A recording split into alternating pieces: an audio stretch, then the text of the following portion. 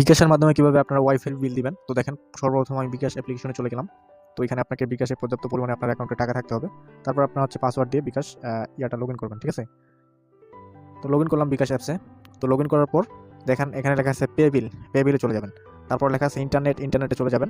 তারপর আপনার যেই প্রতিষ্ঠান থেকে আপনি কানেকশন নিয়েছেন সেই প্রতিষ্ঠানের নাম এখানে সিলেক্ট করবেন। দেখেন আমারটা হচ্ছে এইচ অ্যান্ড টেলিকম।